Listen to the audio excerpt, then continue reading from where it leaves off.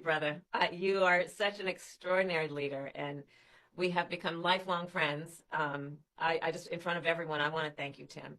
You lead with courage. You lead with heart. You see the people. You care about the people.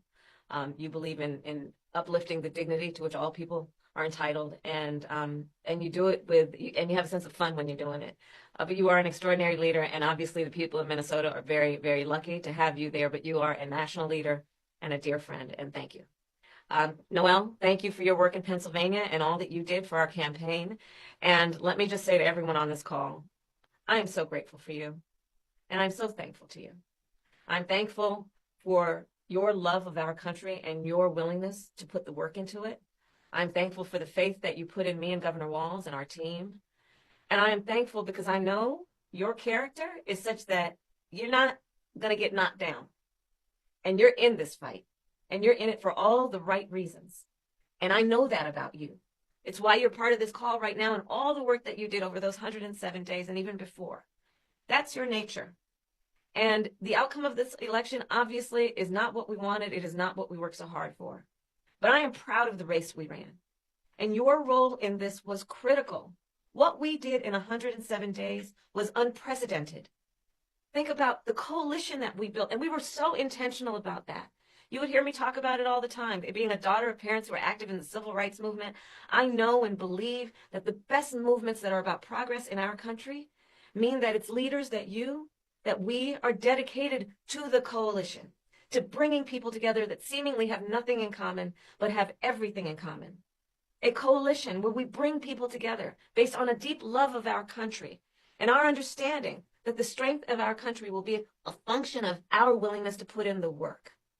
And that we will do that work with a sense of joy, yes, with a sense of work ethic and understanding it's going to be hard, but it's good work. It's good work to be engaged in a collective fight for America's future. And it means so much to me and to Governor Walz that you knocked on doors, you called friends, you called in favors. You said, hey, I showed up at your softball game. Now I need you to show up at the campaign office.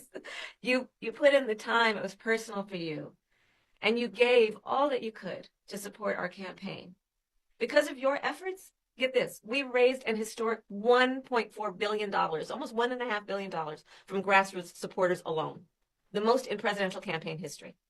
Nearly 8 million donors contributed an average donation of about $56 to fuel our people-powered campaign. And understand that the work that we did included the work that so many of you here did, which is to talk to first-time voters. Many of you are first-time voters. And to talk about how being involved can make a difference. And that remains true.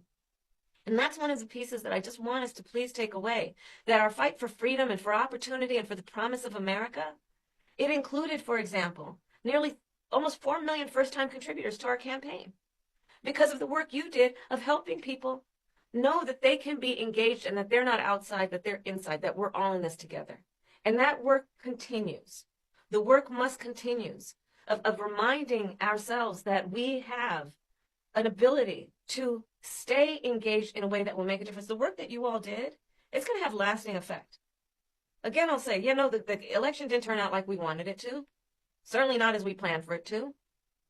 But understand that the work we put into it was about empowering people. That's the spirit with the work we did. Our spirit and our work was about saying that it is a strength that we each have to lift people up as opposed to beating people down. It is a strength we have that has lasting effect. So all that work that you did that was about engaging with other people, engaging with perfect strangers and in their face seeing a neighbor, that has lasting effect. It reminds people that there are leaders like you who care and will bring us together. And sometimes in the darkest moments, people lose faith in that. Are there people out there that feel that way? And you reminded people that, yes, there are. And there are a lot of us. And that strength cannot be taken from us. That is our strength. It cannot be taken from us. So listen, as I said the day after the election, I still strongly believe the light of America's promise will burn bright as long as we never give up and we keep fighting. And the fight that fueled our campaign, a fight for freedom and opportunity, that did not end on November 5th. A fight for the dignity of all people, that did not end on November 5th. A fight for the future, a future in which all people receive the promise of America? No. A fight that is about a fight for the ideals of our nation, the ideals that reflect the promise of America, that fight's not over. So look, we still have a lot to fight for, okay? A future where every American can pursue their dreams, ambitions, and aspirations, where the women of America have the right to make decisions about their own body, not their government telling them what to do. Our fight for the rule of law, for freedom for all, for equal justice, for the sacred principle that everyone, no matter where they start out, has certain fundamental rights and freedoms that must be upheld. That's not over. That fight's still in us, and it burns strong. And I know this is an uncertain time. I'm clear-eyed about that. I know you're clear-eyed about it. And it feels heavy. And I just have to remind you, don't you ever let anybody take your power from you. You have the same power that you did before November 5th. And you have the same purpose that you did. And you have the same ability to engage and inspire. So don't ever let anybody or any circumstance take your power from you. Look, this mission that we have, it takes hard work. But as you've heard me say many times, we like hard work. Hard work is good work. Hard work can be joyful work. And in doing our work, we will remain committed and intentional about building community, building coalitions, reminding people that we all have so much more in common than what separates us. We will be armed with the faith and the fuel that tells us what is possible and then drives us to achieve it. So let's continue to organize and mobilize and stay engaged. And I thank you all. I thank you all. We are all in this together, all right? We are all in this together. And on this practical eve of Thanksgiving, I wish everyone a happy Thanksgiving with the ability and to find the ability at this moment to just remember there is so much to be thankful for. And so I wish for you that you are surrounded by the people you love and who love you. As you know, I encourage you to be around family in whatever way you compose that family, but to take a moment and just reflect on all the good you have done and all the good you have yet to do. We are powerful, those of us who love our country, and we got a lot of work to do. Vice President Kamala Harris and Governor Walz are going to be hosting a meeting tomorrow, Tuesday, November 26th at 3 p.m. Eastern Standard Time. They're hosting this call to thank their supporters and to give us information on how we can stay in the fight for democracy. If you're like me, you might be hoping for clear answers like how can we protect democracy or deal with Trump's policies, or maybe if we should just start organizing for 2028 already. But honestly, these questions won't be answered anytime soon. What happened on election day? It's too early to say. People will be analyzing it for months, maybe even years. And there's been a lot of takes, and some of them have been pretty grim. But here's the thing. Don't give in to cynicism. I'm hearing it everywhere. People are saying, I give up, or I'm just going to tune out.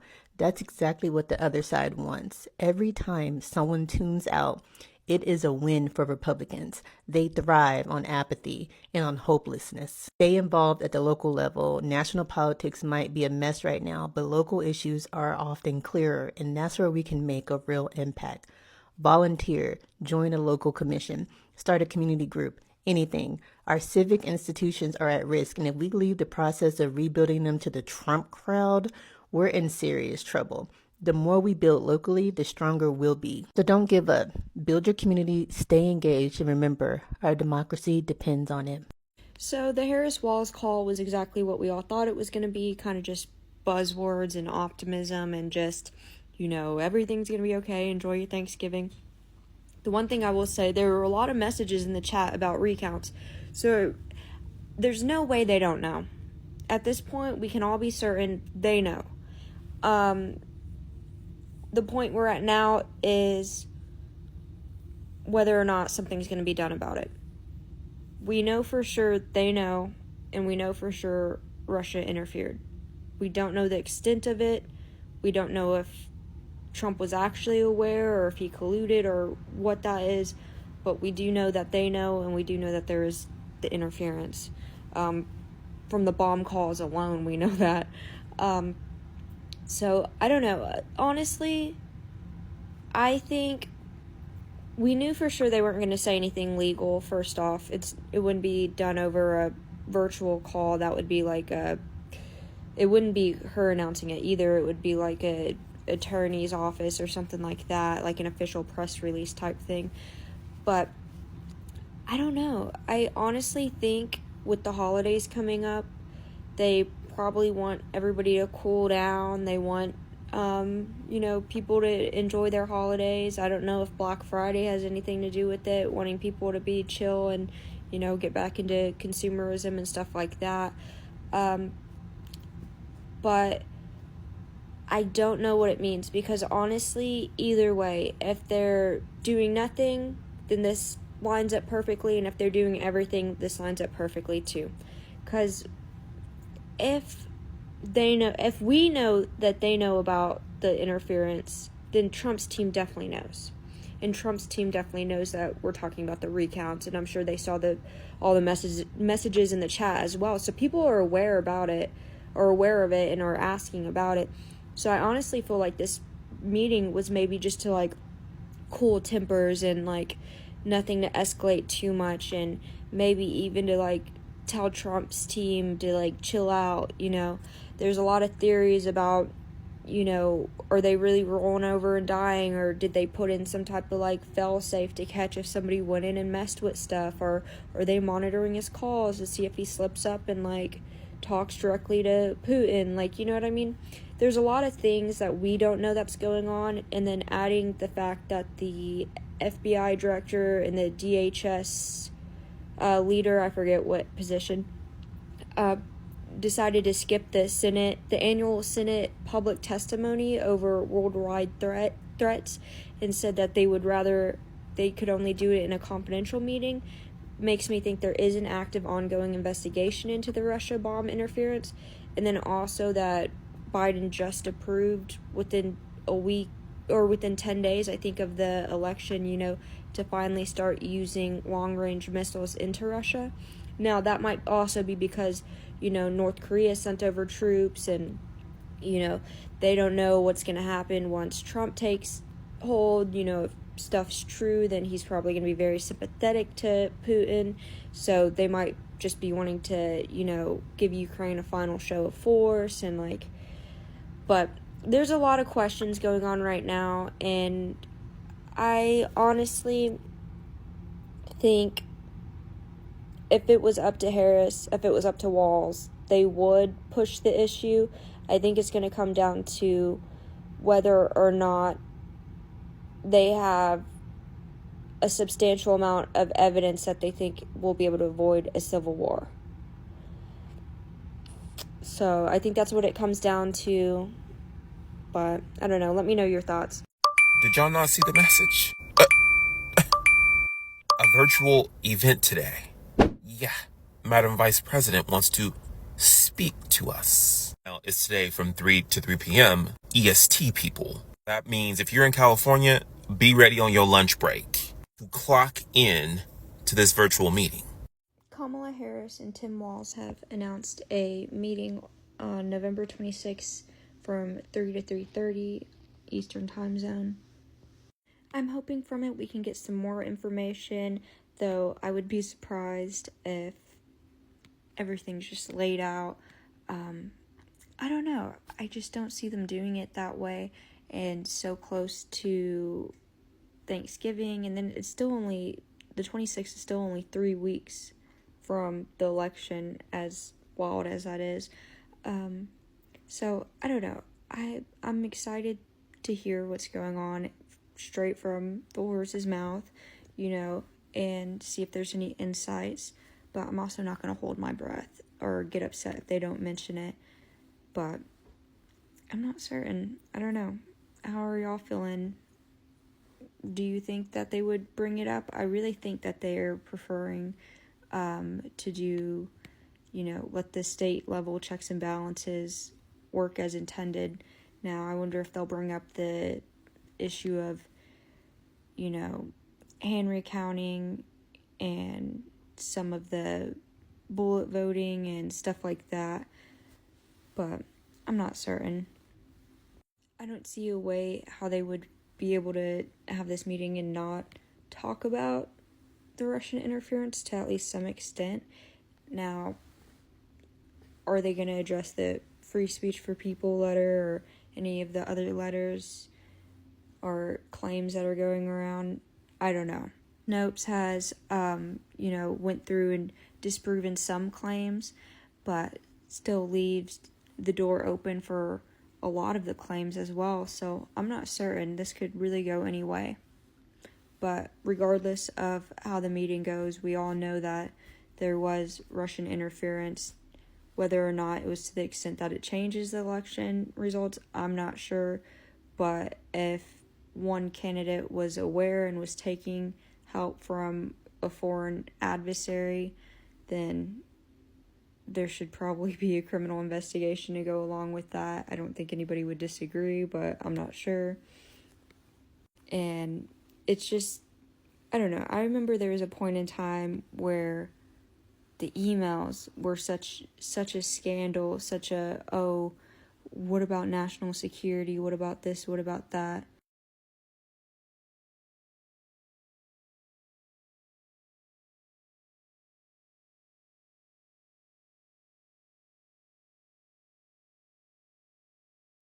And then we find out, Trump's taking all these phone calls from unknown foreign numbers.